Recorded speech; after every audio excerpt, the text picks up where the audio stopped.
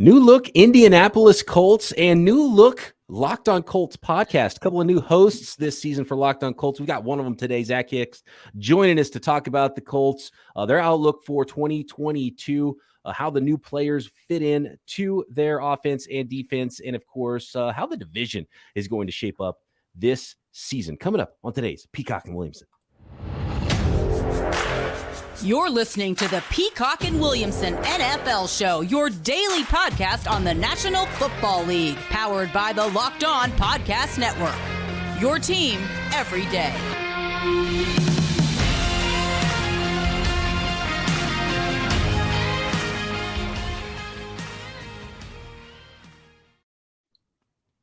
Welcome to the Peacock and Williamson NFL Show. Brian Peacock and Matt Williamson with you at BD Peacock at Williamson NFL. Thanks for making us your first listen here on the Locked On Podcast Network, your team every day, and a very special guest, the new co-host of Locked On Colts.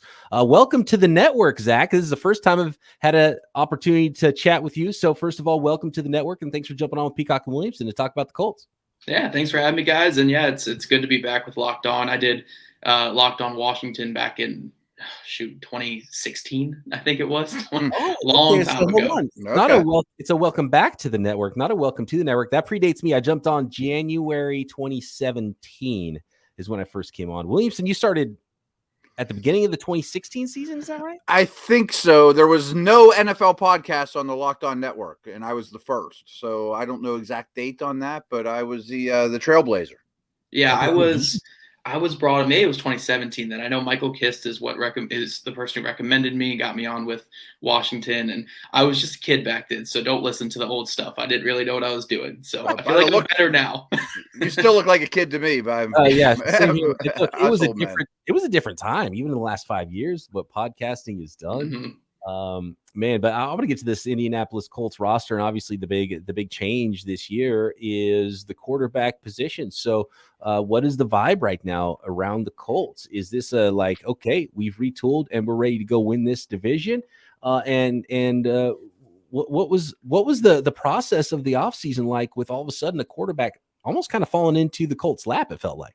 Yeah, no, it felt good. I mean, it was funny because you guys probably remember leading up to the Deshaun Watson saga, all of that stuff. It felt like he was going to go to Atlanta, and we were all super excited about that. We were like, okay, good. He goes to Atlanta, and then the Colts will be the only destination for Matt Ryan. I mean, I believe there was a lot of stuff put out there where like Matt Ryan's only place he wants to go is Indianapolis. But it ended up still working out for the Colts because when Deshaun Watson picked Cleveland, the Falcons and Matt Ryan kind of had a bad relationship at that point for like the first time ever. They wanted to do right by him and they sent him to the place he wanted to go. So he came to Indy and it's actually cool for a small market team to have a quarterback, who's a fringe Hall of Famer, former MVP say, hey, the only place I want to go play is with the Colts and with Indy. So Indy got him for a 3rd round pick. And I feel like even if you're kind of down on Matt Ryan for the going rate for quarterbacks, getting him for a 3rd round pick, I thought it was an excellent move. And yeah, they kind of lucked into it, but somehow moving from Carson Wentz to Matt Ryan and gaining draft capital in that change, that I think that's an absolute win considering how much they gave up for Carson Wentz to move on from him after one season. Yeah, it's really well said, especially the giving you money, giving you resources to upgrade a quarterback. Yeah, I thought Wentz got a little bit of a bad rap, but I definitely think it's an upgrade. I think Ryan will spread the ball around, a lot of running back receptions, a lot of just whoever the open guy is. But I would imagine we all agree that Michael Pittman's now the number one in town. So how much is BP going to moan and groan about trading me Michael Pittman in the Dynasty League that we're in? Look, before you answer, I do want to say I've got a championship caliber roster. I'm in win now mode. I did get Derrick Henry. Get Derrick Henry in the deal. Part of this dynasty trade, so I'm gonna be hanging banners, and I'm not gonna worry about what Michael Pittman does in the future. But Peacock and Williamson are 3 years away from now, and Pittman's still catching 100 balls, and Henry's out of the league. I'm gonna be hearing about this all the time. Might sting a little. Look, you can't go wrong. You can't go wrong with Derrick Henry. He's gonna get 600 carries a year until eventually the tires fall off there. But Michael Pittman Jr. It's so weird because last year it was absurd how many targets he got in that offense. I think it was like a 25, almost 30% target share that he got in that offense. Like he literally got every single target. He was the only receiver that really gelled with Wentz. So you would assume that that number is going to come down a little bit this year, but the Colts are definitely going to throw more in 2022. Yeah. I mean, they did not throw the ball much at all down the stretch because they were just so scared of Wentz. Those last, it was like last 6-7 games. So now with Matt Ryan, they're going to throw the ball a lot more. They're going to get, other receivers involved more, but Michael Pittman Jr. is still going to be the main guy. So, we're kind of expecting kind of like still a jump in production from him this year, even though last year was a 1,000-yard season. I think anywhere within the range of 1,200, 1,300 yards is very feasible for him this year. Who's your bet to catch the second most passes on the team? Ooh, so we always go back and forth on this, but I think the easiest bet right now is actually Nyheim Hines. I thought number 2. Yeah. Because if you think about it, Nyheim Hines, he's kind of indicative of the quarterback play in Indy. With Andrew Luck and with Phillip Rivers, 63 receptions each year. With Carson Wentz and Jacoby Brissett, that number was in like the 30s or the 40s.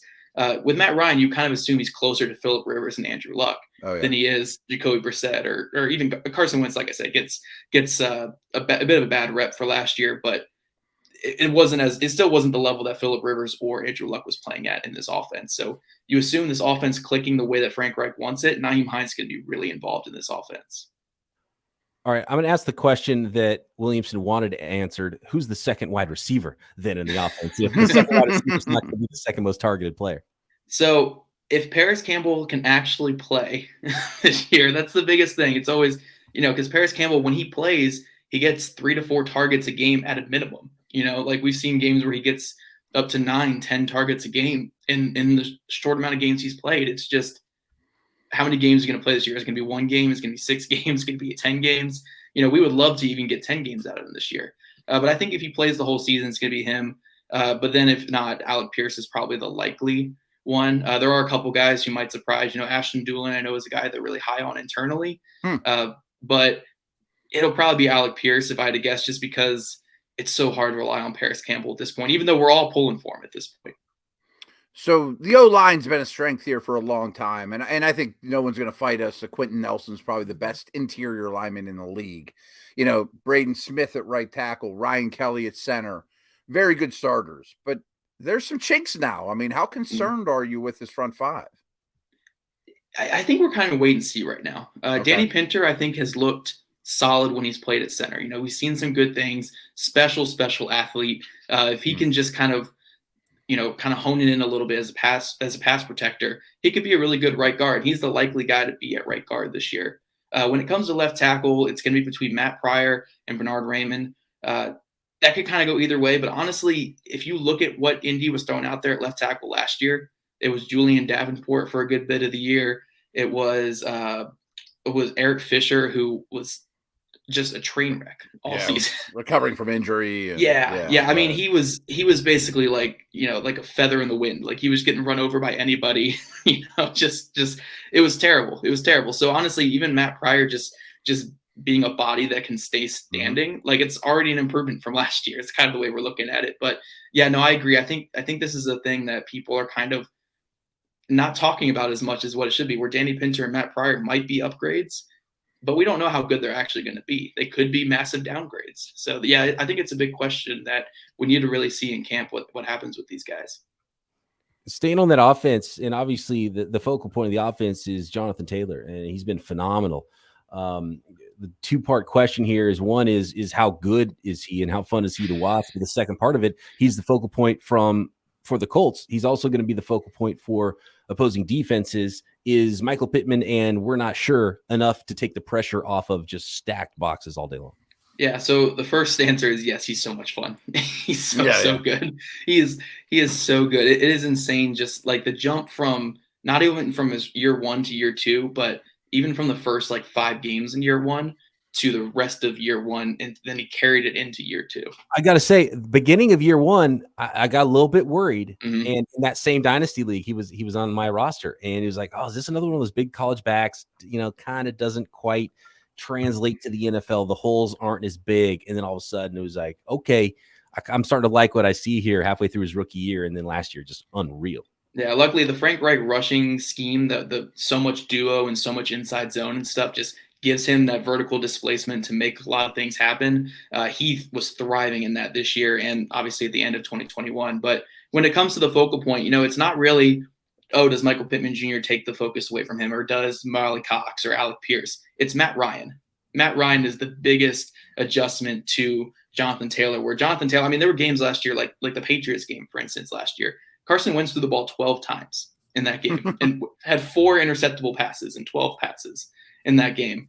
But Johnathan Taylor still ran for 170 along with the put-away touchdown when the Patriots were literally bringing 8-9 guys in the box.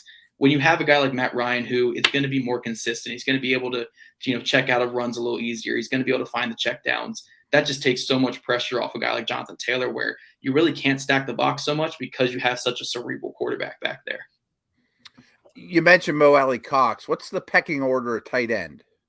The way that we kind of see it is Marley Cox is kind of going to be the guy. He's going to get the first run.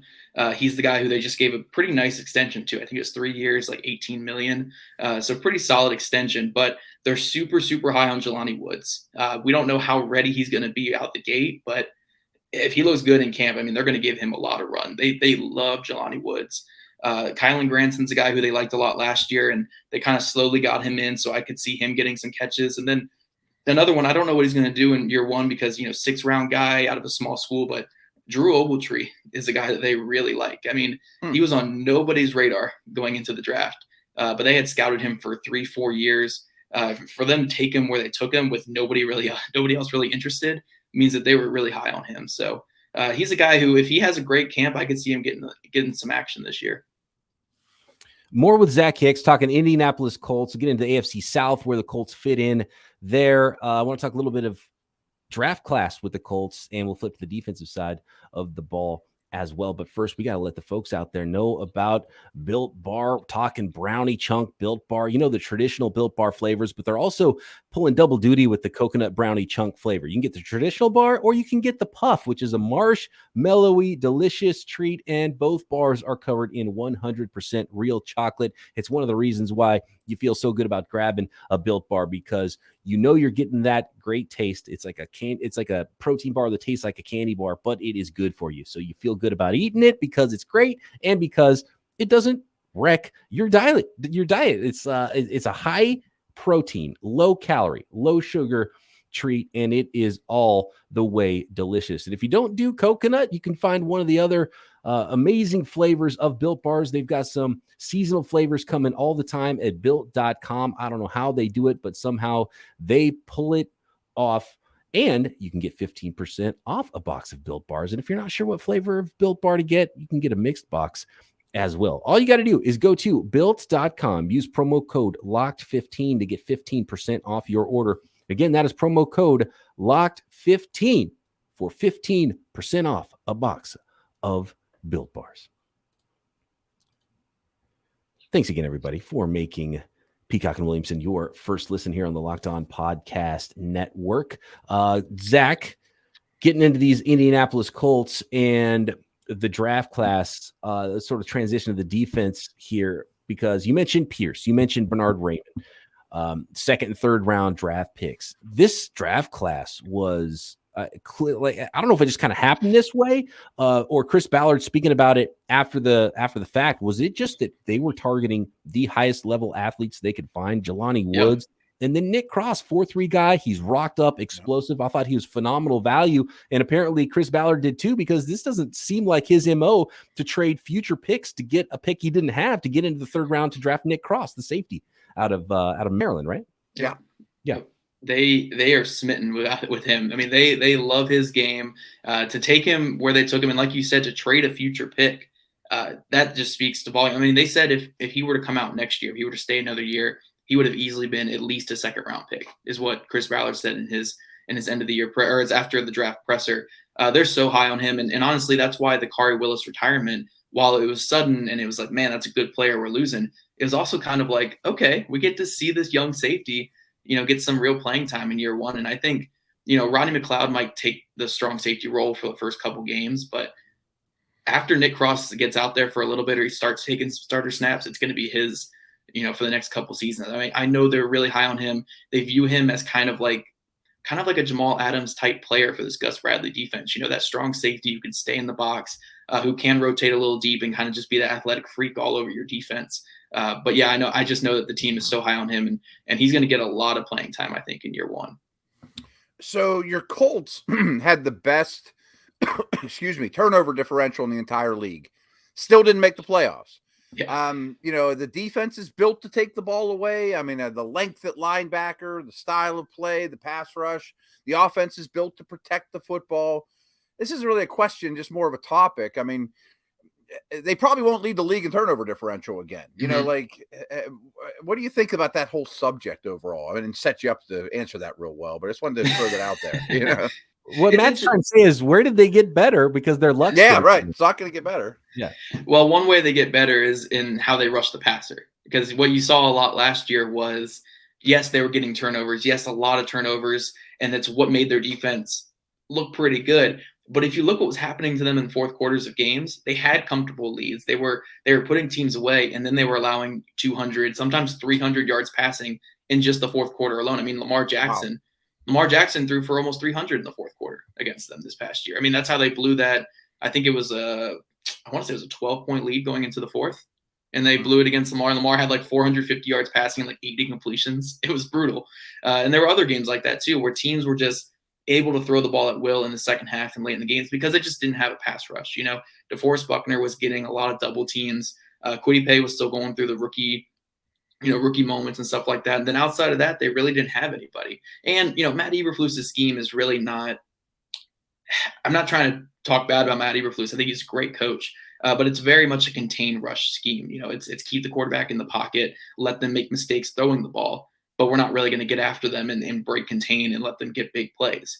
There's some merits to that, but at the end of the day, it hurts you when it comes to when teams are forcing to throw the ball and you don't have skilled rushers in your front four. So yes, something like turnovers can come down this year. And I think we will see that because, again, Matt Eberflus's scheme was very predicated on punching the ball out, getting interceptions.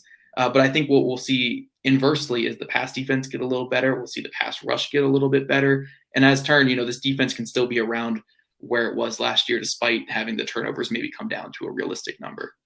I want to stick with that just a little because I thought I kind of have the same feeling about you with Eberflus. Like, I don't know, it was a tremendous scheme, but I do think we know as much as any defensive coordinator in the league what Gus Bradley brings to the table. I mean, they're very blitz averse. I mean, he's really the only guy in the league still basically running a cover 3 Seahawks type of defense. I mean, I think it's about the most predictable defense in the league.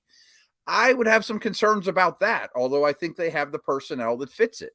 Right. I'm with you completely. Gus Bradley is a coach where he's had a lot of success in this league. He's seen a lot of different defenses. But I think on paper, when you look at this Colts defense, it's probably his most talented defense since the Legion of Boom.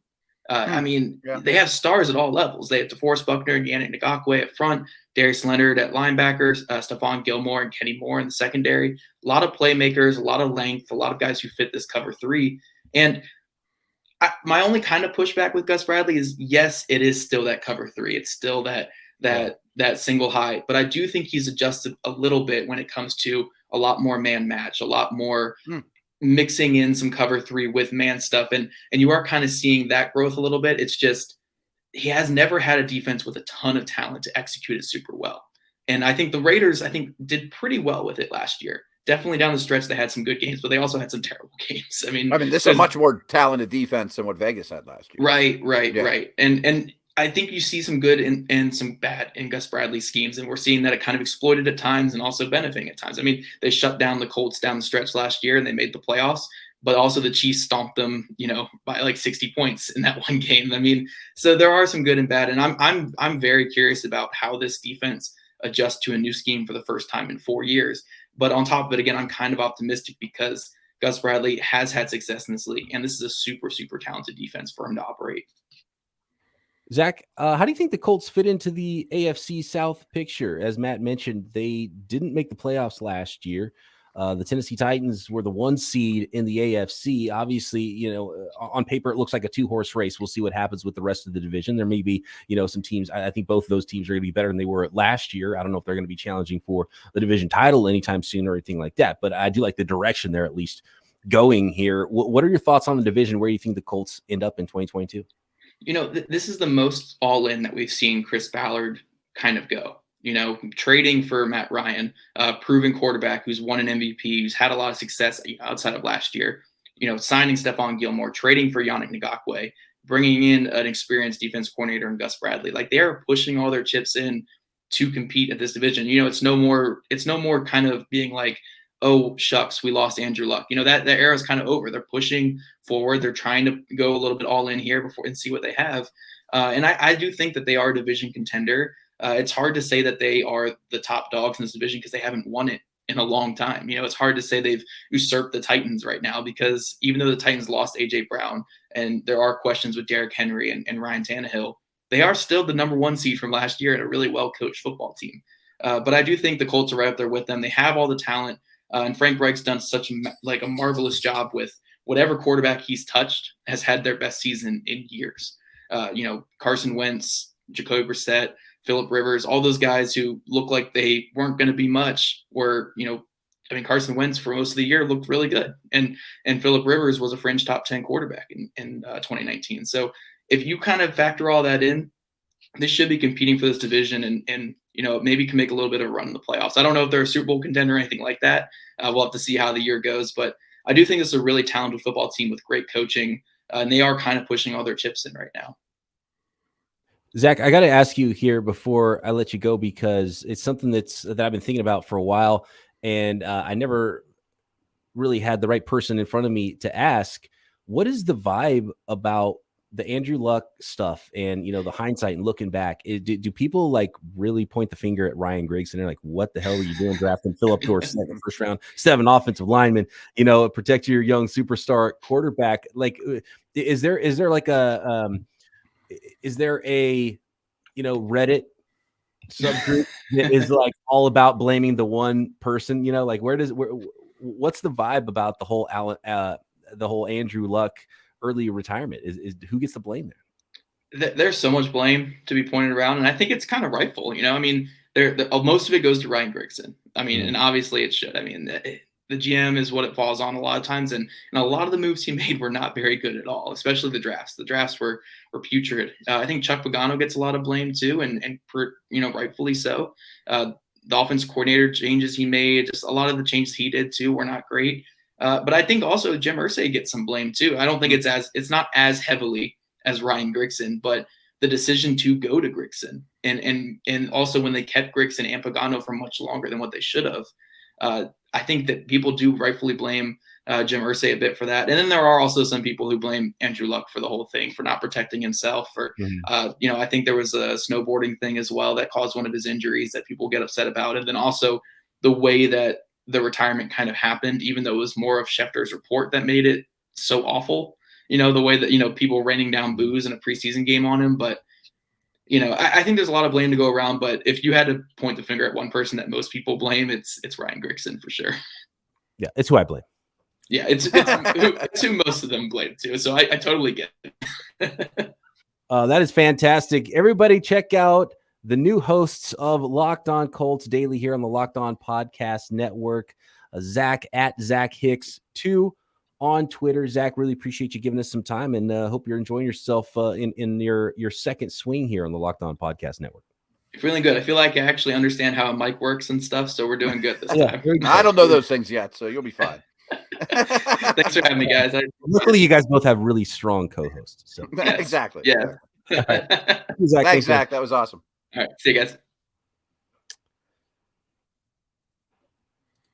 Which NFL stars move the betting line the most? Starting this week, Locked On gives you the 50 most valuable players in the NFL from the odds makers at BetOnline. Available Monday through Friday, 10 players per episode. Which players move the lines the most? Find out through Friday who is number one on Locked On NFL YouTube channel or wherever you get your podcasts. And also a reminder, that the Locked On NFL YouTube channel is where you can find the Peacock and Williamson NFL Show.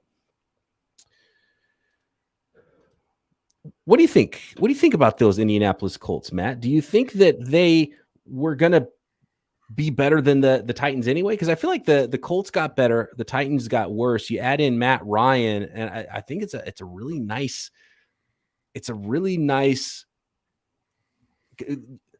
I like it.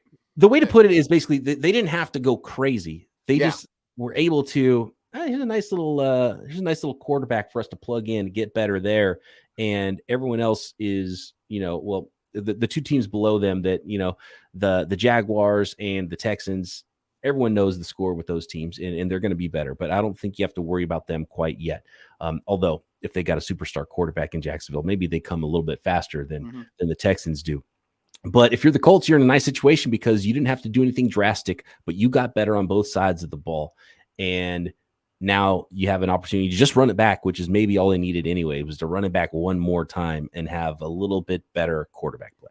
Yeah, I mean, just big picture in the division, I look at Houston and don't think they're close to a contender, but they finally are starting to go forward. I mean, that's baby steps. I've mentioned that it's 700-1. I love the Jags to win this division, but if it were 500-1, I wouldn't, and it's not like I'm picking them to win the division. Mm-hmm. I have massive concerns about the Titans, really their offense. I don't trust their O-line, which ain't what it used to be. I don't trust their receivers with their asthma and not even getting on the field yet. I don't trust Tannehill and Henry's wear and tear and age at this step of the process. But Zach was right. They're a good, well-coached, winning organization. They were the first overall seed that last year. They have a good defense. But I think the Colts will be my pick to win the division. And I think Ryan is a perfect landing spot for him, exactly what they would want out of the position as well, playing in a dome, not a lot of bad weather, well protected. Everything's going to go through Taylor. He's the adult in the room, all those good things. I think that works out well. I wish they had one more weapon. I mean, I'm an Alex Pierce fan. I drafted him like 5 minutes ago in our draft in the second round. I hope Paris Campbell stays healthy, but I wish they were fighting for the number 3 job. Right. Yeah, exactly. One more player that could really take the pressure off the rest of the offense because, like we laid out and like Zach spoke about, even when you try to stack the box and stop Johnathan Taylor, he's too good, and they are too good up front, and they're too good at running the ball, so that they're going to be able to do that. But what else is there if a team does stop that, or if God forbid, Johnathan Taylor turns an ankle or something, and he's not available for you in a given late in the season or something like that, and you're fighting for that playoff spot. And then the Gus Bradley thing on defense, I'm glad you asked that question because I was about to ask the same thing. It's like cover 3 is not going to fly anymore, so Gus Bradley better have some other tricks up his sleeve. Although, man, he does have probably one of the better personnel groups than he's had in a while. They added Yannick Ngakoue to be able to be that Leo coming off the edge that they call it in that defense. And Kwity Paye can give you a little power element with some speed rush. And obviously DeForest Buckner is a do-it-all player on the inside. And Darius Leonard is your Bobby Wagner, right? And then you've got some long, lengthy cornerbacks, and you've got your really good safeties in the middle of the field. So it's not Legion of Boom, but it's a pretty good unit. And so it's a sound scheme, but when teams know how to beat you, they're going to be able to beat you in this day and age in the NFL. So, what's the answer to that? So what's the counter if the run game's not there on offense? What's the counter if cover 3 is not doing it on defense? So those are the questions I have with the Colts. Yeah, exactly. Like, I think there's a bit of a ceiling here with this team. We did our pass rush show probably 2 weeks ago now, and Gus Bradley's defense, the Raiders, were way below everyone else in terms of blitz percentage. That's just one example. Like, I know what he's going to do, but his defense is more execution based than scheme based, and he has better executors now than he did. So I think the defense will be good, but he wouldn't have been my hire. You know what I mean? Right. Yeah. And I just feel like he was the veteran coach they needed. They lost a really important guy in Matt Eberflus to the head coach job to the Chicago Bears. So, who's the biggest name? Who's the guy who's been around that we can trust with, this team that we think is a playoff team? and they ended up with Gus Bradley. But we've seen that happen with Gus Bradley a few times, and it hasn't worked out great. So I don't know. I do have some questions about this football team, but I think right now I probably would pick them just because I just don't like the direction the Titans are going, and it feels like, and maybe I'm looking way too much into this because I'm sure this happens in every draft room. It just wasn't on video. I go back to that trade where they traded away one of their best players in AJ Brown, and you see the head coach, right? Vrabel's like gets up out of his seat and has to like collect himself because clearly that's not something he wanted. And then the guy they drafted with the very same pick at the same position is having some issues even getting through a practice in the spring. And he's a raw player, even if he's healthy. And, he's not a plug and play guy, Burks.